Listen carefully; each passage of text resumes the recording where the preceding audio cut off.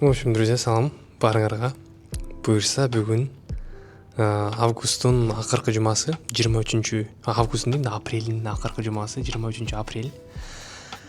Бул камераны алдым достордон сурап, бирок эмне тартаарын да билбейм. Ошондуктан открытый формат, ачык формат. Любой нерсени айтабыз, любой нерсени сүйлөйбүз, көрсөтөбүз. Вот, башында эмнени айткым келип атат? Добро пожаловать. Добро пожаловать. Жана мен түрүмүн. Инстаграмда чыкпай калгам, Инстаграмга киргизбей калгам көп нерсени. Бүгүн ушундай жесткий илхом болду, жесткое желание болду, ушундай камера тауып, камерага сүйлөп узун влог кылганы ютубка. Вот мен мына жерде карап атам, бирок мен өзүмдү ылдый жактан көрүп атам. Вот ошол. Бир сыйра көрсөтө кетейин. Мен аякта жүрөм. Мен азыр университетте. Мына жерде отурам. Green is not just a color, it's a lifestyle. Ушундай жерде окуйм. Бул coworking space университетте. Тек адамдар окуп аткан болот. Вот, ушундай жерде тынч акырын өзүм жалгыз отурам. Бир-эки жаңылык айта кетейин. Бир-эки жаңылык. Биринчиден, бул менин университеттеги акыркы жумам. 29 август, 29 апрель уже бүт университеттеги экзамендер бүтөт. Ошо менен прощай университи, прощай. 4 жыл окуган сетиби болот. Вот. Эки экзаменим бар, 28-29. Ошолорго даярданып келгем университетке. Вот. Ушундай жаңылык. Дагы эмне болуп атат жашоодо? 3 нерсе, 3 кызыктуу нерсе. Биринчиден бул жумуш издеп жүрөм. Жестко жумуш издеп жүрөм. Graduate job. After graduation, we need to work somewhere. Деген сыяктуу нерсе болуп атат. Гонконгдо компаниялар издеп, тапшырып, интервьюлардан өтүп, тапшырасың, жооп келбейт. Ушундай болуп атат. Бүгүн как раз таки бүгүн среда, бүгүн жооп айтмак бир компаниядан. Бүгүн ушу жооп күтүп атам. Дуа кылып атам, жаш болуп кетсе, ошол жака өтүп кетсем, ошо буюрса ошол жерде иштеген болот. Вот. Ал компаниядан шашпай айтып берем, эгерде мен өтүп кетсем, эгерде өтпөсөм, забей. Биринчи нерсе, экинчи нерсе бул биздин менде жаңылык, уже экинчи жаңылык, бул менин мастерс дегри, мастер бакалавр, магистратурага өткөм. Гонконг университетинде, Hong Kong Baptist University. Ошака өткөн болчумун, scholarship менен, стипендия менен, окуп кетсем болот, эгерде жумуш таппасам. Биринчи планы бул жумуш, аны болбой калса, мастерс бар. Вот, үчүнчү жаңылык бул биздин стартап. Короче, стартап менен алиппиз. Стартап дегенде биз жакшы идея ойлоп тауып, биякта местный программаларга барып, питчтетип, өзүбүздүн идеябызды айтып бергенбиз. Анан жакшы жаңылык менен буюрса өтүп кеткенбиз. Өтүп кетип, буюрса жайында августтун 1-нен 10-уна чейин Америка, Silicon Valley'ге барып келебиз буюрса. Вот. Ошондой жаңылык.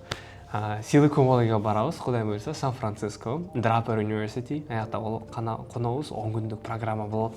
Жестко стартап, питчинг, идея, incubation, ушундай болот. Вот. Анан ушулардын проблемалары бар, обязательно. Ар биринин проблемалары бар. Жумуштун проблемасы өтпөй кала турган болсом, өтүп кетсем мен баштайм, бирок ал жерде азыраак төлөйт. Условно, маркетте көбүрөөк төлөсө, аякта азыраак төлөйт. Бирок аякта commission based болот. Мен sales тигине мындай болуп, өзүмдөн зависит этти көп нерсе. Табамы, таппайм. Вот. Магистратуранын эмнеси жаман болот? Проблемасы окугум келбей атат мен. Кайра экзамендерге барып, кайра лекцияларда отуруп, профессорлор, группмейттер тажап кеткем. 4 жыл окуй берип, уже башым мындай челек болуп калган. Уже окугум келбей атат. Мен иштегим келип атат. Вот, магистратура ошондой проблема. Үчүнчү стартаптын проблемасы эмне болуп атат? Бул акча керек болуп атат. Алар транспорт, отель, питание баарын төлөп берет, без проблем. Просто депозит бар, виза бар, аяка жүргөндө баскан турганга акча, виза көрсөтүш үчүн менде банкта как минимум 3-4 миң USD болуш керек болуп атат да. Вот, виза алыш үчүн ошол проблемалар.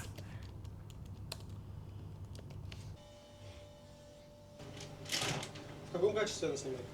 О, мы дома. Что-то Фетхуллах, салам закидывай. И мне сильно каравай этот, она на тебя не смотрит. Иди сюда. Реально говорю, иди сюда. Ты что не здороваешься с людьми? Давай. Пару слов туда-сюда закинь. Пару слов туда-сюда. Пару слов туда-сюда. Давай я это сделаю. Фамилия, имя, отчество. Зубенко Михаил Петрович. Зубенко Михаил Петрович. Спасибо. Бұл Фетхуллах жақсы бала. Çalışады. Бірақ ешқашан унике бармайды.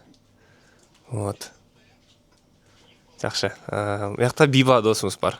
Биба. Хей. Қарасайшы яқты. Стесняется. Жатады. Дома жатыр. Çalışады бірақ бұл бала. Сол азыр. Хавчик тейсің, значит. Хавчик көрсетем азыр.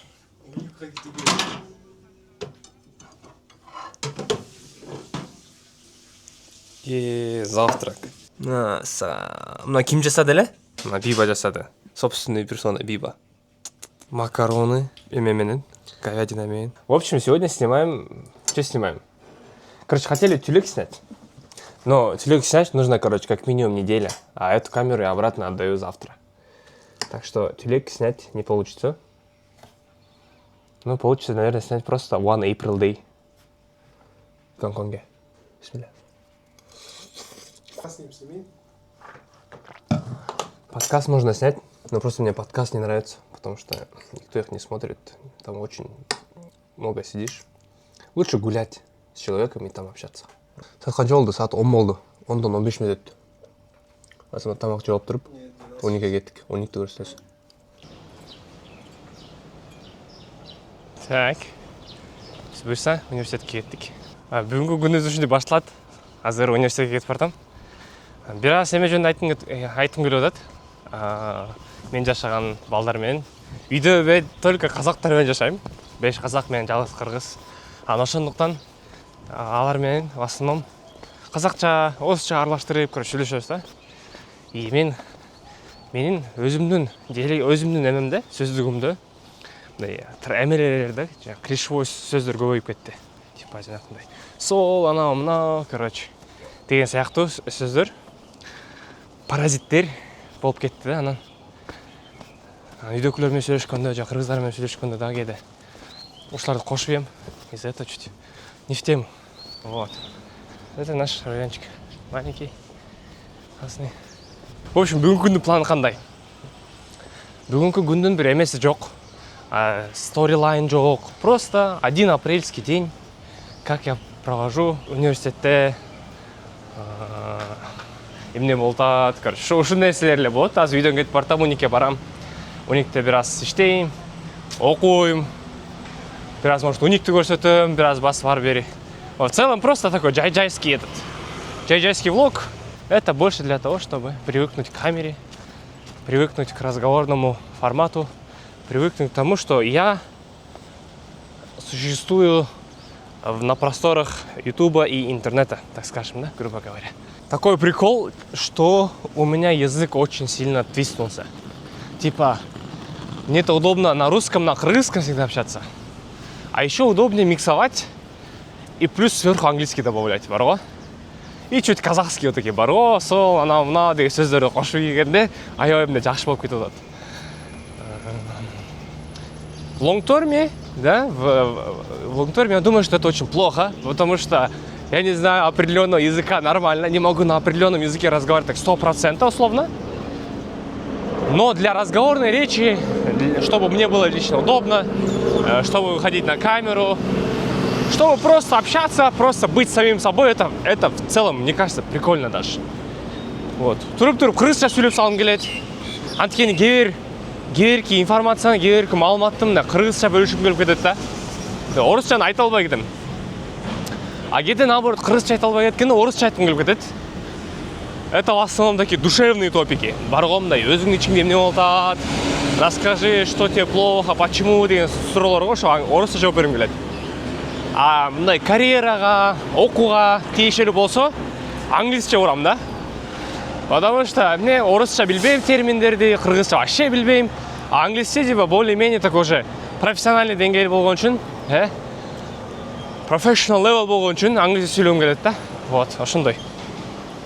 Блин, мага аябай жагат атат. Аркамда сонун болуп атат, көрүп атасыңар мына. Астында көрсөтөм беребиз. Биздин райончубуз ушундай. Тайвай деген жер.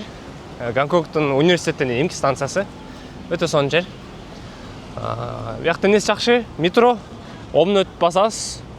Мен басып бараткан ушундай бак-тарактар, короче, мындай парк бар, типа аллея, сонун жашыл. Биякта үйлөр, короче, чоң-чоң үйлөр. Мына жерде трасса, бирок көп машина жүрбөйт. Так, жай-жай такси-баксилер. И тут великчен да өтүп кетсең болот. Андай аябай жашыл, таң эрте туруп кетип баратканда кайфта. Үйдөн чыксаң, ары бери карайсың. Жер жашыл. Мындай. Как будто вот сүйүнүп кетесиң да, что Гонконгдо жүрөм. Сүйүнүп кетесиң да, что погода хорошая. Что буюрса, Кудайга шүгүр баары жакшы деп жакшы болуп кетесиң, да? Вот из-за этого ошо райончик мага жагат. Вот, ошондой. Университетибиз CTU University of Hong Kong. Шанган Чинши Дашу. Негизи университет тууралуу отдельный бир влог кылгым келип аткан, чоң. Бүт кампусты барып, кыдырып, айтып берип, эмне туда-сюда деп шашпай кылам. Азыр просто главный входдон өтүп кетели да өзүбүздүн ишибизге баралы. Вот. Аркада көрүңөр, жашыл. Мына, ушул жерде буюрса бүтүрүп атабыз. 4-курс курс болдук. 4 жыл ушул жерде кыйналдык, окудук, уктабаган күндөр болду. Дедлайнга 1-2 саат калганда жууш баштаган убакыттар болду, короче. История көп негизи, история көп. Университет студенти болгон үчүн. Атана. Мына, вот. Кембридж. Мен окуган азыр комната киребиз. Мына комната, бул скрытый жер.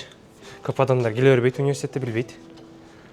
Бияка келсең всегда пуст, анткени бул жерде мындай эме кылыш керек да, букинг кылыш керек, бирок көп адамдар букинг кылбайт, анан келбейт. Анан бул жерде, короче, вид мындай. Короче, природа, карап, бактарактар карап, короче, окуп отурасың. И мен могу жерге жайгашам. Опа. Рюкзакты коебуз.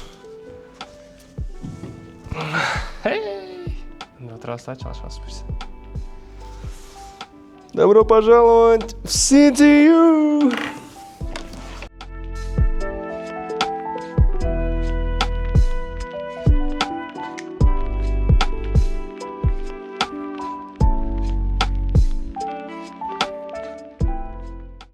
Азыр 2 саат иштедим. Анан бир аз эме жөнүндө айткым келип атат. Эмне жөнүндө иштеп атам, бул эмне болгон жумуш, негизи эмне кылып атам деген суроого жооп берейин деп атам. Вот, мен иштеп аткан жумуш компания, бул стартап компания. Стартап компанияда иштейм. Менин ролум position product manager. Компания эмне кылат? Жана product manager ал эмне кылат? Компания өзү стартап. Биз кичинекей балдарга, ата-энелерге жардам беребиз. Мындайча айтканда, платформа, где родители могут найти разные арт-студио, воркшопы, ивенты, competitions, турниры, короче, шундай да. Вот, получается, биз аркылуу ата-энелер, короче, шундай жерлерди табышы керек. Вот, B2C and B2B. B2B биз клиенттер менен иштейбиз, партнерлор менен иштейбиз, алардын рекламаларын, продукттарын ата-энелерге рекламировать этебиз, жана ата-энелерди ошолордукун алып барабыз, короче, условно, шундай да. Вот, мен ролум бул product manager. Product manager эмне кылат? Product manager кыскача айтканда, адамдар бирденке сатып алат. Же продуктты сатып алат, же сервис сатып алат, бирденке сатып алат. Ал продуктты же сервисти бир команда жасайт. Стартапта, тех системада бул кодерлер да, мындайча айтканда, компьютер сайенс мындай код кылып, короче, ушинтип жазып, ошолор жасайт. Более инженерлер, более такой технарлар. Product manager ошол адамдарга, ошол кодерлерге эмне жасашты айтат. Бирок жөн эле айта бербейт, ал биринчи адам, типа, адамдар эмне сатып алат, түшүнөт да, ошону айтат. Получается, мындай цикл болот. Канчадан бери иштеп атам? Уже иштеп атканым марттын 1-нен баштап иштеп атам. 2 ай болуп калды. Майын айына чейин контракт, 3 айлык интерншип, стажировка. Чынын айтканда, жумуш в принципе прикольный, в принципе болот. Иштесе болот, опыт үчүн, өзүм үчүн иштедим. Бирок из-за того, что это стартап, из-за того, что там очень, так скажем, мало людей, мен көп нерсени үйрөнө албай атам да. Типа everything relies on me болуп атат да. Баардык нерсени мен кылсам кылам, мен кылбасам эч ким кылбайт, потому что жалгыз бизнесменмин, бизнес адам. Получается, мен уже бир определенный левелде болуп, аларды, короче, мындай толкать этишим керек да вперед. А мен үйрөнүш үчүн иштеп атам. Получается, мен по сути компаниянын ичинен үйрөнбөй элемин, мен өзүм иштеп атканда, өзүм бирдемекени окуп атканда эле үйрөнүп атам. В принципе, хорошо и плохо, да. Ошон үчүн мен боссторум мени көп кыйнабайт, потому что мен өзүм жалгыз бизнесмен. Алар мага релай болот. Башында компания идея башкачараак болчу, мен келгенден кийин башкачараак болуп кетти, потому что мен айттым. Жигиттер, андай болбойт, давайте ушундай кылабыз дегенде алмашып кетти да, направление. Вот, ушундай. Эмнеси кайф? Кайф то, что менин ролум бир эме да, бир значимый да, типа мен айтсам, ошого жараша, короче, командада иштей баштайт. Мен дизайнерге айтсам, типа мынау жер что-то окшошпой атат, давай мындайраак кылалы десең, ал кылып берет да. Получается, мен как менеджер, как CEO катары, короче, мен ал эме алам, курировать ете алам адамдарды, ушунча керек, ушунча керек, ушунча керек, алар кылат. Бирок мен прям full эмем жок. Полностью, короче, take control жок да, контроль эмес. Вот в этом плане ушундай жумуш. Эмнеси жакшы ишөө, эмнеси вообще кайф, бул 100% remote. 100% үйдөн онлайн иштейм, офиске барбайм, убакытка там транспортко оротпойм, короче, таң эрте 8-де 9-да туруп иште деген нерсе жок. Каалаган убактыңда иштей бер, болгону результат көрсөтсөң болду. Главное өзүңдүн иштеген убактыңды жазып коюш керек деген нерсе. Вот, из этого тоже кайф. Мисалы үчүн биздин боссубуз, CEOбуз, биздин боссубуз Канадада жашайт, биздин дизайнерибиз Австралияда, дагы бир адам, короче, Канада, Австралия, Таиланд, Китай ушинтип жүрө берет, короче, мен Гонконгдомун. Вот, в этом плане ошонусу жакшы, мобильность бар, flexibility бар. Эмнеси жаман кайтадан ремоут болгон үчүн менде желание жок иштегенге болот го, типа саат 9-дан баштап бир 6-га чейин 8 саат же бир 4-5 саат иштейм деген бир эме болот. Ой, бирок таң эрте тургуң келбейт. Уже уйкуң келет, тинтип-мынтип, офиске барбайсың, үйдө болуп, анан желание жок. Аутпут аз болот да менде. Типа мен контракт боюнча жумасына 23 саат, жумасына 25 саат иштешим керек. Бирок март айында мен за целый месяц, бир айдын ичинде эле 25 саат иштедим. Получается, өтө аз. 4 раза меньше аутпут. Вот, ошон үчүн өзүмдү мотивация берип турушум керек да, иштегенге мотивация берип туруш керек. Өзүм бир тасктарды создавать этип, өзүм кылып турушум керек, убактымды өткөрүшүм керек болот. 2 саат иштедим, уже жетти, таска чыгып кетти, уже азыр обед жейбиз.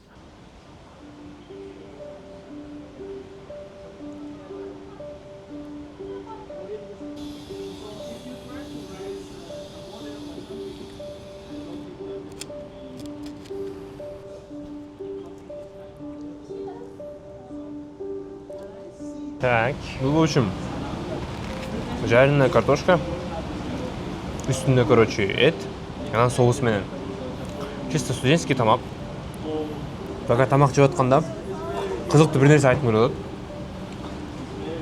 Эмнеге 6 айдан бери Инстаграмдан жоголуп кеттим деген суроо да. Инстаграмда былтыр яра баштагам. Февралдын 24-жыл февралда баштагам яра. Жостко кылып июль болду пик, июнга чейин кылдым окшойт.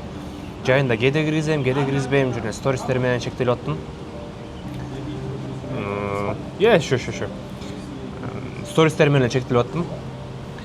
Сентябрь Гонконгко келдим, августтун аягында сентябрь келдим. Бир семестрдин ичинде 3 эле пост кылып турмун. 3 эле жолу чыгарып турмун. Анан акыркы жолу Инстаграмга мен тирүү болгон кезим бул декабрь 24-жыл 30-декабрь болсо керек эле.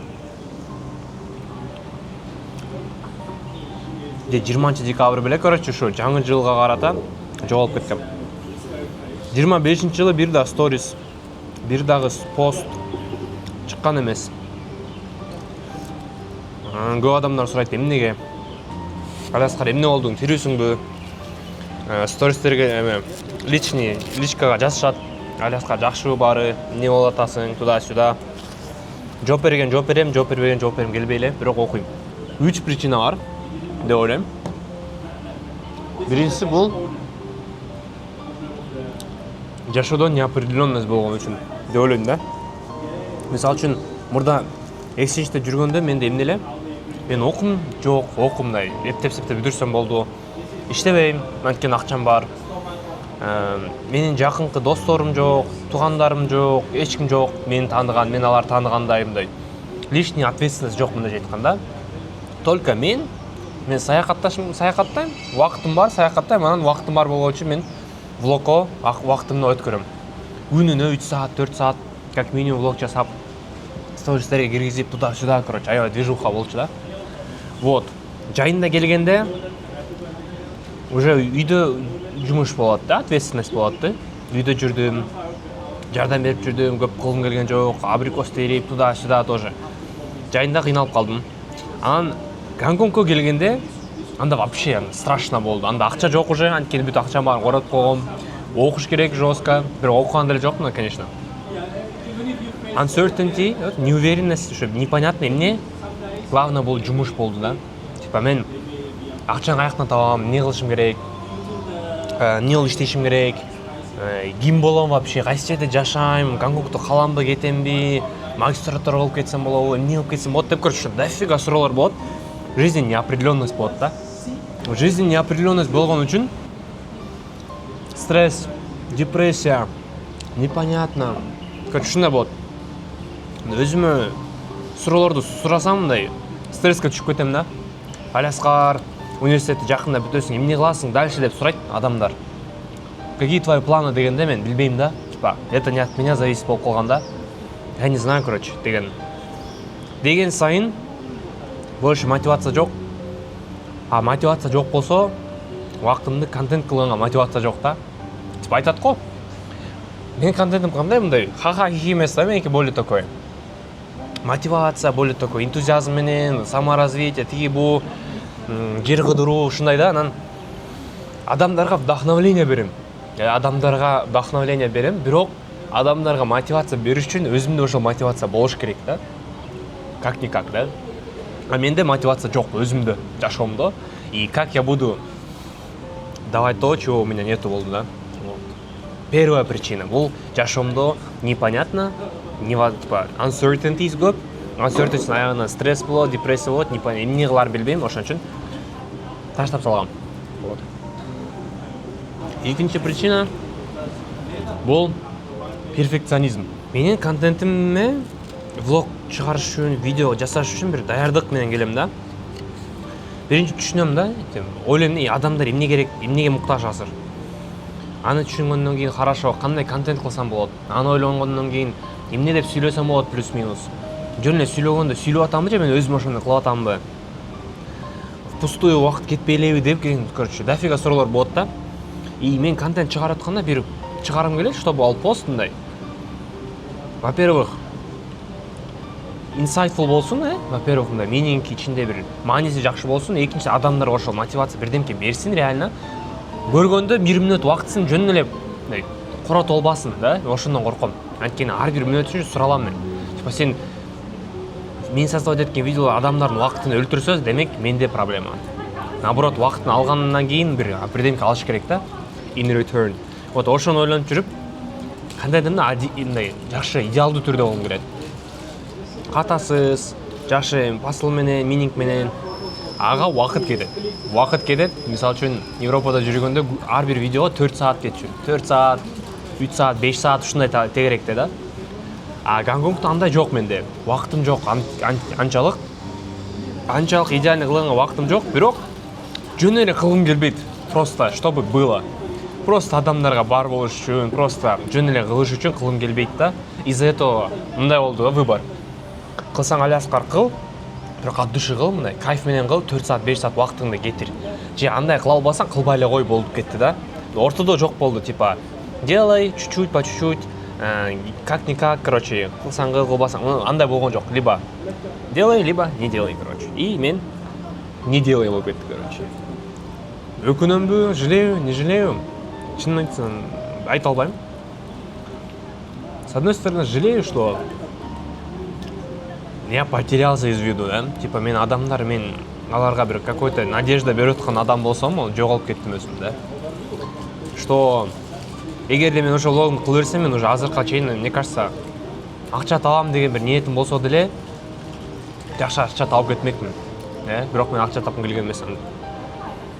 Өзүмдүн өзүм мындайча айтканда көтөрүп кетмекмин ошо влог менен эле. Ошон үчүн жалею. Не жалею, потому что өкүнбөйм, анткени өзүмдүн жашоомдо нерселер болот. Өзүмдү жумуш болот, окуш керек болот. Адамдар менен биякта болуш керек болот, жардам бериш керек болот. Көп проблемаларды мен өзүм чече алдым да. Анан азыр Instagram жок жашап калган үчүн мындай бүт нерсеге здоровый взгляд менен келем да. Мындай моментти колдоно аласың, көп көрсөткүң келбейт, хвастовство деген нерсе жок, адамдар мени кандай көрөт болду экен деген ой жок. Өзүм менен өзүм камераны көп колдонбойм. Камерам кирсем, мисалы үчүн скриншоттор, там групп проекттер эле да, атак көп колдонбойм. Ушундай болду да мындай. Ошон үчүн мага жагат да, наоборот. Социальный жашоо жок. Именно Instagram жок, именно ушундай адамдарга көрсөтүү нерсе жок болгон үчүн менин жашоом жакшы болуп кетти да. Азыр кайф алып атам. Негедир. Дагы бир причина бар, который мындай күлкүлүү болот. Который, блин, койчу Аляскар, ушундай да бар беле деп, возможно, айтасыңар. Бирок чындык. Бул деген мындай факт бар, короче. Менин 70% аудиториям бул айымдар. Айымдар көрөт, активный, мисалы үчүн мен пост киргизгенде айымдар киргизет, комментарий жазышат, кат келет, анан кандай түрлүү кат келет айтып эле коеюн. Ар түрлүү келет да. Просто адамдар кээде жардам сурайт, кээде, короче, намекать этет, кээде дагы бирдем кылат, короче, мындай. Фильтрация жок да. Адамдар жазалат, мен аны окуп калам, анан өзүм жаман болуп кетем. Либо менин ички бирдемкем жаман болуп кетет, азгырылып кетиш мүмкүнмүн. Анан ушул тараптан проблема да менде до сих пор. Типа контент киргизеримди билем. Киргизсем, мага точно вот айымдар, менин подписчицаларым жазат экенин билем. Ошон үчүн мен киргизгим келбейт, потому что туура алар мени поддержка берет, аларга мен жашоосунда какой-то роль ойнойм. Бирок негедир кыргыздарда, негедир ушундай моменттерде мындай бир чек ара жок болуп калгандай сезиле берет да. Ошон үчүн мен андай темадан алыс болуш үчүн, өзүм менен өзүмдү сактап калыш үчүн, короче, кылбай эле койсомбу деген ойго келип калгам да аягында дагы. Вот, ушундай кызыктуу, абсурд, бирок чындык да. Аудиториям негедир айымдар басынан. Азыр эмне кылгым келип атат? Азыр өзүмдүн хоббиме кайткым келип атат. Менин хоббим бул камера түшүрүү, сүйлөө, адамдарга бирдемке берүү, короче. Ушу кайткым келип атат, бирок мындай осознанно болот да. Инстаграмда эмес, мен ютубка калып атам. Мени адам көрсө көрбөсө деле мага баары бир. Мен өзүмдүн ички сезимди айта ала турган болсом, бир-эки адамга бир оюмду жеткизе ала турган болсом, мага жетет, Кудайга шүгүр деген бир ой болуп атат да. Анан ютубка узун форматта сүйлөп, влог кылып, көрсөтүп, мындай бир шерингс кылып, короче, менен бөлүшүү түрдө боло турган болсо, ушуга кызыгып атам. Продакшн. Инстаграм временный нерсе, бат-баттан эле актуальный болосуң, трендке киресиң, чыгып кетесиң, азгырыктар көп, жазат адамдар, жооп беришиң керек, тигинчи керек, мынчы керек, короче. Проблема көп. Из этого YouTube, ушинтип влог тартып, балким ушу чоңоюп кетерсе, көрөк нерсе кылса болот деп ойлоп атам да. Узун форматтан. А бул видеону просто мындай пробный көрөлү. Камера колдоно аламбы, ушу камераны. Жакшы колдонсам ушундай алгым келип атат. Сүйлөгөн мага ушундай формат. Адамдарга кызыктуу болобу болбойбу билбейм, бирок өзүмдү мындай гипотезам бар да, ошо гипотезаны текшериш керек болот. В общем, саат 7:30 болуп калды. Ичинде бассейн мындай көрүнөт, аз көрсөтөм. Ушундай көрүнөт. Вообще атмосферно. Биякта адамдар чөт. Вот, и ушундай кечкиси ушундай болот. Погода кайф болуп атат. Азыр именно ушу мезгилде кирип, сабактан кийин чарчап, окуудан чарчап барып анан түшүп алсаң кайф болот да, по идее. Залесский ойдо барабыз. Бул университеттин экинчи локациясы. Жанагы жерге барган чалышам, анан ушул жерге көп барам. Жоккан. Көп адам билбейт. Азыр көрсөтөм.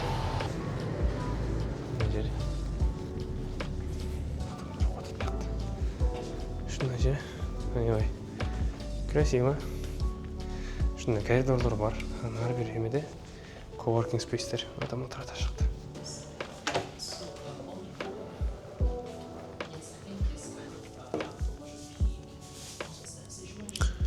Күндүн аягында бир нерсе айткым келип атат.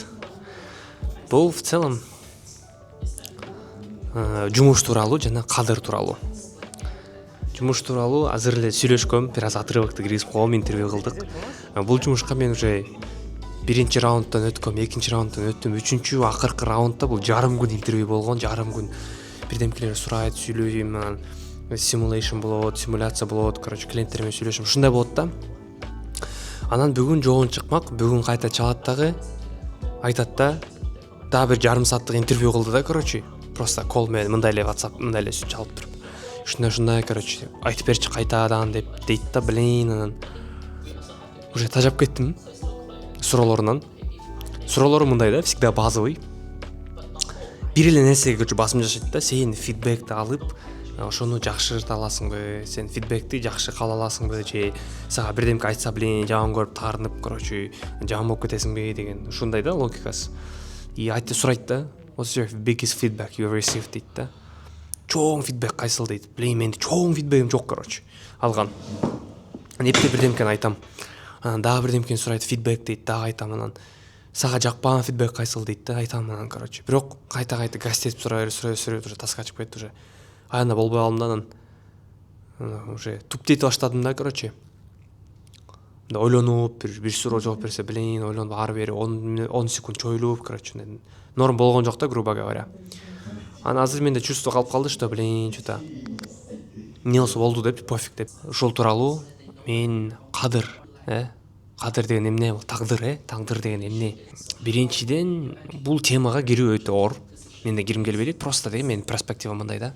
Типа мен жестко application кылдым, жестко жумуштарга тапшырдым, жестко интервьюларга бардым, катыштым, тинтим, минтим. Бирок в конце концов жыйынтык менден эмес, жыйынтык алардан да эмес, Алла таалам кандай кааласа ошондой болот да. Мындай психологияда, типа мен интервьюга барып, короче, жестко аутпут кылам дагы, алардан күтпөй, мен Алла тааламга дуа кылам, Алла таалам менен, короче, сүйлөшөм, Алла таалам интервью берем да, айтам да, короче, ушундай болуп атат. Эгерде реально ушул жумушта кайыр бар болсо, эгерде ушул жумуш мага менин дилиме каршы келбесе, менин баалуулуктарыма каршы келбесе, жана мага келечекке жардам бере турган болсо, пожалуйста, ушуну бере көргүн дейм да. Эгерде мен билбейм, сен билесиң, эгерде ушул менин диниме каршы келип калса, менин баалуулуктарыма зыян келтире турган болсо, менин диниме зыян келтире турган болсо, менден алыс кыл дейм да. Бул не только жумуштан, бул адамдардан сурайм да. Типа, ушул адамга эгерде ушундай болсо, бере көргүн, болбосо, короче, алыстата көргүн деп. Жумуш, адамдар тууралуу, мүмкүнчүлүктөр тууралуу, любой мындай бир решение болсо, ушуну сурайм да. Азыр дагы ошентим да. Ар бир этапты өткөн сайын сурай берем да, пожалуйста, эгерде меники болсо бер, меники болбосо бербей, короче. Анан азыр дагы чыктым, уже мындай башым ооруп атат, анан уже мындай жаман болуп, короче, өзүмдүн сомнение кармап кеттим да, анан айтатым да кайра. Эгерде реально кайыр бар болсо, эгерде реально менин рызкым ошол жерде болсо, ошо компанияга кирип мен келечекте жакшы болуп кете турган болсо, Алла таалам өзү берет. Болбосо мени алыс кылат, нереально. Деген бир, короче, ситуацияда турам, акыбалда турам, из-за этого душам азыр спокойно болот. Вот. Бирок бул эме эмес да, мындай. Үйдө жатып алып эле, Алла таалам мага жакшы нерсе берип коет деп эле жатып берүү эмес да. Бул деген сен күндө турасың, күндө кыймылдайсың, бир решенияларды предпринимать этесиң, анан ошонун жыйынтыгын сен Алла тааламдан сурайсың, жакшы кыла көргүн депчи. Вот, разница бар да, колоссальный разница бар. Мисалы үчүн бир история айткым келип атат, тоже жумуш издеп аткан процессте. Менин тааныштарым бар. Байкелер мияктан, Кыргызстандан көрүп атса керек даже видеону. Гонконгдо жашайт, ошол жумуш издеп атат, анан бир 150, короче, компанияга тапшырат да. Дафига, короче, компанияга тапшырат, интервью, CV жөнөтөт, интимит убакыт кетирет. И в конце концов жумушка кирет, бирок ал жумушту, короче, доскасы чалат да, что там, бизде ушундай орун бошоп калды. иштен келбейлеби деп короче аны ушинтип кетип жумуштап алат да. И буну мен эмне месседж алса болот? Бул сен издеп аткан жерден тап. Не обязательно сен издеп аткан жерден табасың деген нерсе да. Сен application интервьюга барып так ушулардан ичинен алам деп ойлоп жүрө берсең каталашасың, анткени алып алам сага башка жерден берип коюшу мүмкүн короче. Тупо достор менен, нетворк менен, тияктан бияктан просто мүмкүнчүлүктөр келип калышы мүмкүн, өзүң билбейсиң. И азыр дагы application кылып интервью кылдым, бирок андан күтпөйм. Ала аламан күтөм, что эгерде туура реально бирдемке болсо, мен алам деген нерсе да. Экинчи история мага, короче, тааныштарым айтат. Ошо тааныштарыман угап ошо историяны. Мындай болот. Ал жумуш иштеп атат, компанияда анан HR, human resource, ушу адамдарга жумуш интервью кылып тигинтиген адам, короче, толтура CV-лерди, резюмелерди, короче, распечатка кылат, мондай стопка кылып туруп, анан распечатка кылгандан кийин, короче, мына алып туруп жарым просто ыргытып ийет да, короче, мусоркага. Карабай туруп эле ыргытып ийет, анан ошо типа сурайт да тиги, типа и что там эмнеге ыргытып салдың сен караган жоксуң го деп айтканда, HR эмне дейт? I don't work with unlucky people дейт да. И ушул история мага аябай катуу тиет, типа I don't work with unlucky people. Просто жарым ыргытып ийди. И биз алар unlucky, lucky деп айтат, бизге ошо кадыр дейт да. Бизге ошо хайыр бар болсо, демек жумуш аласың да. И даже если жумуш таап кетип аткан адамдар бар болсо, даже если интервьюден өтүп кете турган болсо, нужно понимать, что они не самые лучшие. Нужно понимать, что они не самые топ. Возможно, просто ошолорго алатылам, просто буйруп койду, алатылам, хайыр берип койду ошол жерде иштегенге. И вот ошондой понимание болду да менде. Демек, депрессия болбош керек да, жумуш таппасаң, компанияга кире албай атсаң, не потому что сен аябай жаман болуп кеттиң, болбошо, возможно, сенин хайырың ал жерде жок, рызкың жок деген нерсе да. Вот. Ошондой бир идея.